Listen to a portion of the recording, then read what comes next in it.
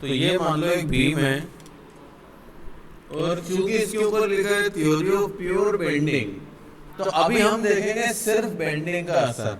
ये सिर्फ बेंडिंग क्या है, मतलब बीम में सिर्फ बेंडिंग मोमेंट लग रहा हो, शियर फोर्स न लग रहा हो। ऐसा सिर्फ तब संभव है जब बीम के दोनों एंड पर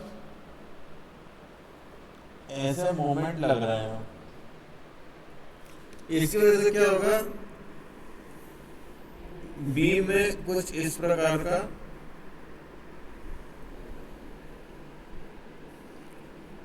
बदलाव आएगा, ये इसके ऊपर लगने के कारण। इसके बीच में एक ऐसी अदृश्य एक्सिस होती है। एक्सिस का मतलब तो समझते हो, अदृश्य रेखा, जो कि अभी गोलाकार हो गई है। ये जो रेखा रहती है, यदि ये कुछ अगर अपन ध्यान से देखें तो इसके ऊपर जो भी लंबाई है फाइबर की, मान लो ये वाली लंबाई जो टॉप मोस्ट फाइबर है, आपको क्या लगता है ये जो लंबाई थी, मान लो 10 मीटर है, तो अभी भी क्या है 10 मीटर की होगी। कभी रबर को आप मोड़ कर देखना, यहाँ पे कुछ सल आ जाती हैं। ये जो ऊपर का फाइबर रहता है ना, ये रहता है कंप्रेशन में, और जो नीचे का फाइबर रहता है ये एकदम खिंच जाता है। ये लंबाई इस लंबाई से ज्यादा होती है, तो यहां पे होता है टेंशन। यहां पे सबसे ज्यादा कंप्रेशन, यहाँ पे उससे कम कंप्रेशन, यहाँ पे उससे कम कंप्रेशन, उससे कम, और यहाँ पे जीरो। यहाँ पे कोई कंप्रेशन नहीं। इसके नीचे थोड़ा सा टेंशन, उससे ज्यादा टेंशन, और उससे ज्यादा टेंशन, और सबसे ज्यादा टेंशन। तो इसका भी एक अगर अपन क्रॉस सेक्शन देखें, मान लो ये है बीम का क्रॉस सेक्शन।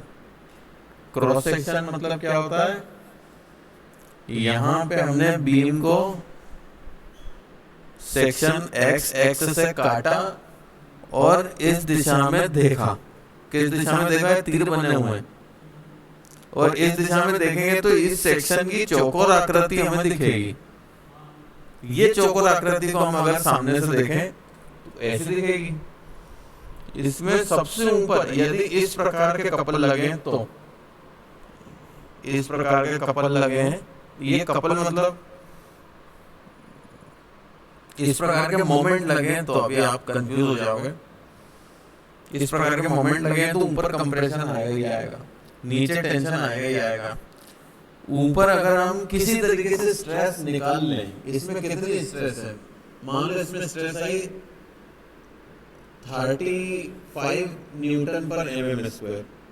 मान लो यहाँ पे हमने ग्राफ बनाया, यहाँ पे कितने आए, यहाँ पे आई 35। उससे नीचे निकालोगे आप तो पता चला 34 आई, उससे नीचे निकालोगे तो पता चलेगा 33। ऐसे और नीचे नीचे निकालते जाओगे तो कम मिलेगी, कम मिलेगी, और कम और कम, 10, 5, 2, 1। तो एक ऐसा बिंदु मिलेगा जहां पे कोई स्ट्रेस ही नहीं है, जीरो है, यहाँ पे जीरो है। उससे नीचे आप निकालोगे तो नेगेटिव मतलब उल्टी दिशा में मिलेगी, टेंशन वाली, थोड़ी बढ़ेगी और बढ़ेगी और बढ़ेगी और बढ़ेगी और बहुत ज्यादा मिलेगी। तो इसका जैसे शियर फोर्स बेंडिंग मोमेंट का भी डायग्राम बना है, ऐसे इसका भी बना देते हैं। इसको क्या बोलेंगे हम, स्ट्रेस का डायग्राम। हाँ, कौन सा डायग्राम है ये, स्ट्रेस का। स्ट्रेस कैसी है, यहाँ पे कंप्रेसिव है, यहाँ पे टेंसाइल है। तो ये जो बिंदु है, ये बिंदु को अगर अपन यहाँ ट्रांसफर करें तो जो ये एक्सिस मिल रही है, जो विभाजन का काम कर रही है, कंप्रेसिव साइड और टेंशन साइड के बीच का विभाजन का काम कर रही है, इस एक्सिस को बोलते हैं न्यूट्रल एक्सिस। क्या बोलते हैं इसको, न्यूट्रल। न्यूट्रल मतलब क्या होता है, पानी का स्वाद। पानी का स्वाद कैसा होता है, न्यूट्रल। हाँ हाँ, जैसे एसिडिक होता है, बेसिक होता है, लेकिन अगर पानी का pH 7 हो तो न्यूट्रल है, ना वो एसिडिक है ना बेसिक है। किसी का भी पक्ष न लेने वाले इंसान को क्या बोलते हैं? न्यूट्रल। जज साहब न तो जिसको सजा देने का, हाँ, ना अपराधी की तरफ रहते हैं ना प्रशासन की तरफ रहते हैं, वो क्या रहते हैं? न्यूट्रल। जो सही होगा वो करेंगे। न्यूट्रल शब्द मतलब, न्यूट्रल मतलब न कंप्रेशन है न टेंशन है, ऐसे एक्सेस को क्या बोलेंगे? Neutral axis. अरे मैंने बातों बातों में स्पेलिंग गलत लिख दी। न्यूट्रल एक्सिस, एक्सिस लिख दिया था उधर, न्यूट्रल एक्सिस। ठीक है, शॉर्ट फॉर्म में इसे क्या बोलते हैं? N A. कभी कभी आप डायग्राम में देखोगे सिर्फ एन और ए ऐसे अपार्ट लिखा हुआ है, दूर दूर लिखा हुआ है, इसका मतलब ये एक्सिस क्या है? न्यूट्रल एक्सिस है।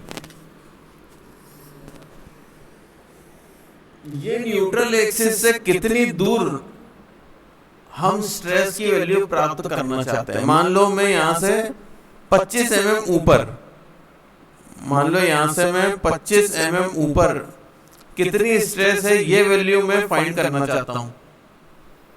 स्ट्रेस को हम संबोधित करते हैं एफ से। किससे करते हैं? छोटा एफ, कैपिटल एफ से फोर्स। और ये जो दूरी है न्यूट्रल एक्सिस से कितना ऊपर में निकालना चाहता हूं स्ट्रेस, इसको हम डिनोट करते हैं वाई से। दिख रहा है? वाई से। अब मैं स्ट्रेस निकालना चाहता हूं, ये जो इसके ऊपर मोमेंट लगाए हैं इसको हम अब संबोधित करेंगे कैपिटल एम से। किससे करेंगे? कैपिटल एम से। ध्यान रखना, ये जो गोल घुमाकर, मतलब सीधी थी पहले बीम, फिर ये गोलाकार आकृति में थोड़ी सी घूम गई, इसका रेडियस ऑफ कर्वेचर कैसे मिलेगा? ये बड़े सर्कल का हिस्सा है, उसका केंद्र मान लो यहाँ कहीं है, तो इससे न्यूट्रल एक्सिस तक की दूरी को हम क्या बोलेंगे? Radius of curvature.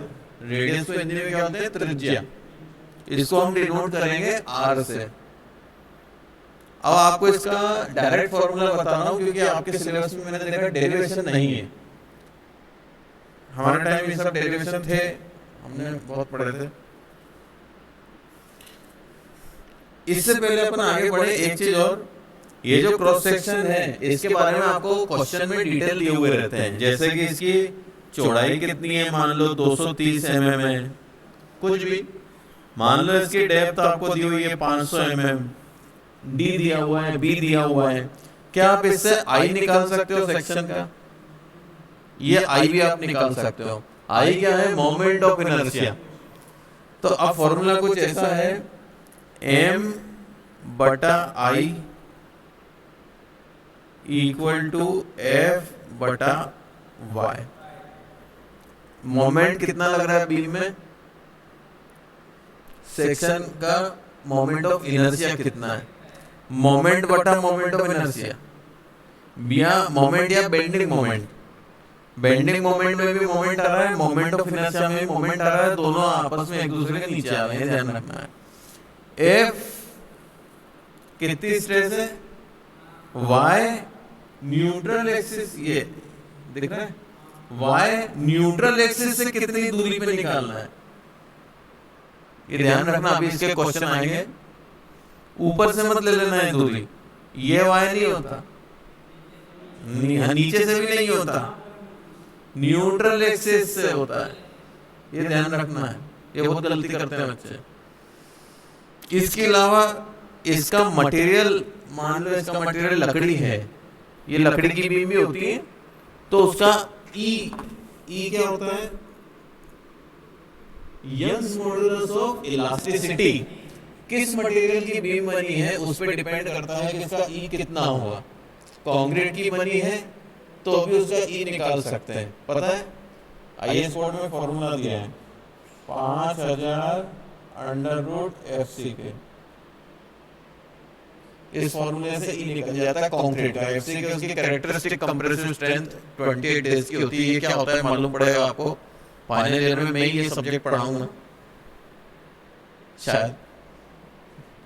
FCK मतलब आसान शब्दों में किस ग्रेड का कंक्रीट है, अंडरवुड तो पता ही है, इससे ई निकल जाता है। यदि आपको मटेरियल का ई पता है, अच्छा मान लो स्टील का है, बीम स्टील की है, तो ई क्या रहेगा आपको बताया था, 2 × 10⁵ मेगा पास्कल। याद रखना है ये सब, ई कितना है पता होना चाहिए। ये दोनों तो कम से कम रट ही लेना जिंदगी में, ये स्टील का है, ये कंक्रीट का है। यदि ये ई मिल गया आपको, तो इसी में आगे बढ़ाते हुए E/R भी एक फॉर्मूला है, इससे आप थ्योरेटिकली निकाल सकते हो कि कितना रेडियस ऑफ कर्वेचर हो जाएगा, बीम कितनी झोल खा जाएगी। कभी कभी ऐसा भी होता है बीम में झोल ज्यादा आ गया, झोल मतलब समझते हो, उसमें डिफ्लेक्शन ज्यादा आ गया, लेकिन वो टूट नहीं रही है, लेकिन उस वजह से क्या होता है, काफी परेशानी आती है। ऊपर का फर्नीचर का अरेंजमेंट डिस्टर्ब हो जाता है, स्टूल ऐसे आड़ा टेढ़ा हमेशा डोलता रहेगा, उसके ऊपर कोई ऐसा सामान रखना है जिसमें हमें इस प्रकार का झोल आ जाने के कारण दिक्कत आएगी। जैसे पानी भरने लग जाएगा, ऊपर पानी इकट्ठा हो जाएगा, क्रैक्स आवे तो पानी क्रैक से नीचे आने लग जाएगा, क्योंकि अगर इतना झोल आ जाता है बीम में तो क्रैक आ जाता है। बीम टूट नहीं रही है, छत टूट नहीं रही है बीम के ऊपर रखी हुई, लेकिन बीम में डिफ्लेक्शन अत्यधिक हो गया, उस वजह से वो बीम के ऊपर टिकी हुई छत इस्तेमाल करने लायक नहीं बची। इस चीज को बोलते हैं कि वो सर्विसिबिलिटी में फेल हो गई। समझ गए? मोटरसाइकिल चल रही है, आप स्टार्ट करो, एक एक में चालू हो रही है, ले जा भी रही है आपको यहाँ से प्यारा भी हुआ हो, लेकिन उसमें वाइब्रेशन बहुत आ रहे हैं, गड़गड़ कर रही है, उसमें मतलब इंजन चल रहा है सब, उसका एवरेज अच्छा नहीं मिल रहा आपको, पिकअप अच्छा नहीं मिल रहा आपको, तो आप यही नहीं बोल सकते कि गाड़ी बंद हो गई, खराब गाड़ी चल रही है पर सर्विस अच्छी नहीं दे रही। इस पॉइंट का भी सिविल इंजीनियरिंग में ध्यान रखना पड़ता है। छत पे पानी टपकता रहे दिन भर तो किसी को अच्छा नहीं लगेगा, ऐसा अगर किसी काम करें। इसलिए ये फॉर्मूले बहुत इंपॉर्टेंट है। आप देखोगे आपके आरसीसी में डिजाइन में इन्हीं से संबंधित और फॉर्मूले आएंगे जिनसे आप पूरे डिजाइन करोगे। ये समझ लो ये उनके पूरे सब्जेक्ट का जो शुरुआत का पॉइंट है वो यहीं से शुरू होता है, इसी से फिर आगे बढ़ के पूरा सब्जेक्ट बना कितने सरिये देना आवश्यक है, ये आपको हमेशा ध्यान रखना है। ये फॉर्मूला भूलना नहीं है। ये अगर आपको याद है और bending moment shear force diagram आपने सीख ही लिया है, तो बीम में किसी भी पॉइंट पे बेंडिंग मोमेंट कितना है ये अगर आपने निकाल लिया, आइए आपको निकालना आता है तो क्वेश्चन में देखना, आप में अपन दोनों देखेंगे क्वेश्चन में न्यूट्रल एक्सिस से 60 mm ऊपर कितनी स्ट्रेस है वो आप इस फॉर्मूले से निकाल पाओगे। ठीक है, आप अपन देखेंगे वो क्वेश्चन आए हैं। इसके कुछ अजम्पशन है, ये जो थ्योरी से डेरिवेशन किया था वो अजम्पशन आपके सिलेबस में है। अजम्पशन जैसे डकवर्थ लुईस सिस्टम है ना, डकवर्थ लुईस सिस्टम, क्रिकेट में अगर बारिश हो जाती है तो डकवर्थ लुईस सिस्टम से पता लगता है कि ये अब बचे हुए ओवर में कितने रन बनाए तो इन्हें विजेता घोषित कर सकते हैं। पता है नहीं? अरे यार तुम्हें इतना नहीं पता। चलो तो उसके भी कुछ उन्होंने मान के चले हैं कि ऐसा है कि जैसे पिच जैसा था वैसा ही है, बारिश की वजह से कोई फर्क नहीं पड़ा। इस प्रकार के कुछ उन्होंने पहले से ही मान के चल रहे हैं कि ऐसा है, तब ये अपना फॉर्मूला काम करता है। पहला अजम्पशन है, ये अजम्पशन आपके सिलेबस में है तो हो सकता है क्वेश्चन में आ सकता है ये पेपर में। Plane of transverse section remains plane and normal after bending. अभी ये मैं समझाता हूं। प्लेन तो समझते हो आप क्या होता है? प्लेन, एक प्लेन होता है। प्लेन ट्रांसफर सेक्शन मतलब इस बीम को हम जो एक्स एक्स सेक्शन से काट रहे हैं ये इसके 90 डिग्री पर है, ऐसे सेक्शन को बोलते हैं ट्रांसफर सेक्शन। या क्रॉस सेक्शन, दोनों नाम है।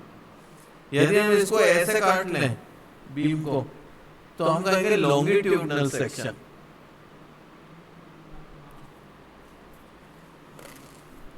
यदि ये सड़क है, ये सड़क जा रही है, हैं? ये इसका 0 पॉइंट लिखा है ना, राजगढ़ 0 संस्कृति होटल के सामने। यहाँ पे मान लो लिखा है चेनेज 132 मीटर।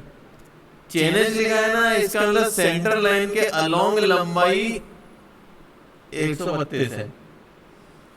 अगर मान लो यहाँ पे लिखा है ऑफसेट, दिख रहा है ऑफसेट 23 मीटर, इसका मतलब है कि ये जो सेंटर लाइन है ना, इससे 90 डिग्री पर नापो तो कितना है, 23 मीटर।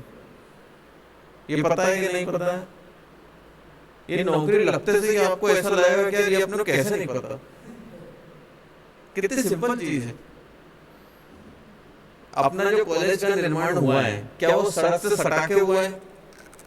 नहीं हुआ है। अब आपसे कोई पूछेगा राजगढ़ से कॉलेज कितनी दूर है, और मान लो आपने बोल दिया वो जो गेट है राजगढ़ के कॉलेज का, उसकी दूरी बता दी, मान लो वो है 2.5 किलोमीटर, तो क्या वो काफी है? उसके अंदर ही अंदर और भी तो चलना है। तो सड़क से कितनी दूर 90 डिग्री पे आना है, वो ऑफसेट और है। अगर एग्जैक्ट दूरी की बात करें तो व्यवहारिकता में बताएं तो काफी है, उतनी दूरी बता दें तो अंदर आना इतनी कोई बड़ी बात नहीं है। लेकिन मान लो फिर भी जैसे ज्यादा एग्जैक्ट वाली को जैसी बात कर रहे हैं, ऐसा कब होता है? जब ये सड़क का निर्माण नहीं हुआ होगा। कहां से? मेन रोड से कॉलेज की बिल्डिंग तक का। तो यहाँ पे कच्चा रास्ता होगा, तो कच्चा रास्ता अगर सही नहीं होगा तो माल वहां से यहाँ तक डिलीवर करना कठिन होता है, तो उसके थोड़े एक्स्ट्रा पैसे लगते हैं अगर ये ज्यादा कठिन रास्ता है तो। कई बार तो ऐसा होता है कि वो घोड़ों खच्चरों पर लाद कर लाना पड़ता है बोरियों को, तो उसका अलग खर्चा रहता है। तो ये जो मेन रोड से 90 डिग्री पे आप कितना अंदर जा रहे हो, इसको क्या बोलोगे आज के बाद? ऑफसेट। या तो सिविल इंजीनियरिंग ब्रांच छोड़ दो, और नहीं तो ऐसी चीजें सीख लो। हाँ और ये है चेनेज।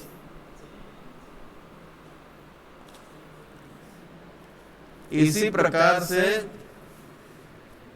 ये कौन सा सेक्शन है? Cross section. इसका एक और नाम क्या है? Transverse section. ट्रांसफर होता है ना, ऐसे ट्रांसवर्स, स्पेलिंग देखो, सेक्शन। किसी भी बीम में ट्रांसफर सेक्शन प्लेन, बाद में भी प्लेन रहता है, नहीं पहले भी प्लेन रहता है और बाद में भी प्लेन रहता है बेंडिंग के बाद।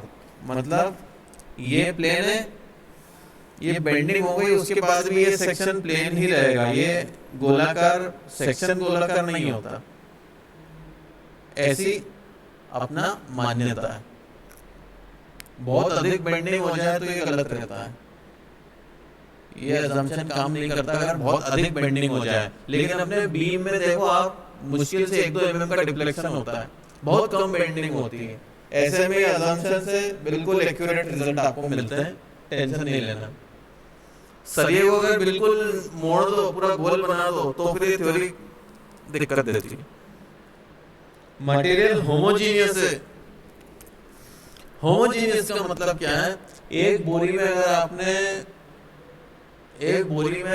आपने मिट्टी भरी, ऊपर की मिट्टी नरम है, नीचे की मिट्टी कठोर है, बीच की मिट्टी में नमी ज्यादा है, नीचे की मिट्टी में कंकड़ ज्यादा है, तो मतलब अलग अलग जगह पर अलग अलग मिट्टी मिल रही है, तो वो होमोजीनियस नहीं है। होमोजीनियस नहीं है। यदि होमोजीनियस मिट्टी है तो जैसी नरम, जैसी नमी, जैसी क्वालिटी की मिट्टी ऊपर मिल रही वैसी नीचे अंदर कहीं भी आप देखोगे तो वैसी ही मिलेगी। होमोजीनियस मतलब समझ गए? आटे में ऐसा होता है, डब्बे में आटा भरा है तो कहीं पे भी चेक करो निकाल के तो आटा एक जैसा मिलेगा। अगर कहीं कोने में सड़ जाए तो अलग बात है, अगर ऐसा ना हो तो एक जैसा मिलता है। साफ पानी अगर एक गिलास में भरा है तो एक जैसा है, गंदा पानी है तो नीचे नीचे गंदगी बढ़ जाएगी, तो होमोजीनियस नहीं है।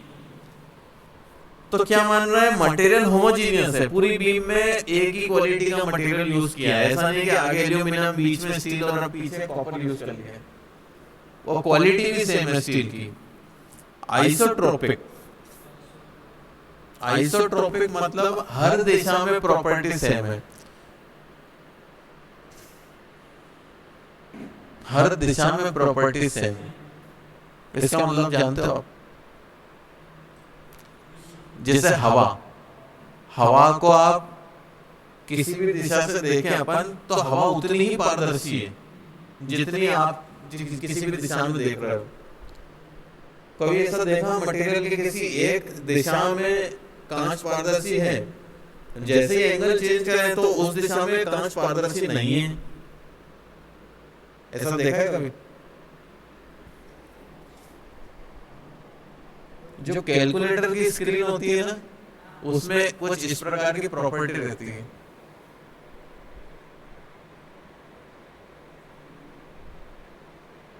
वो कभी खराब कैलकुलेटर की स्क्रीन निकालना, उसमें दो कांच रहते हैं, उसको आपस में घुमा दो तो बिल्कुल काला हो जाता है। उसको सीधा करो तो ही सिर्फ आर पार उसके पीछे का डिस्प्ले आगे दिखता है।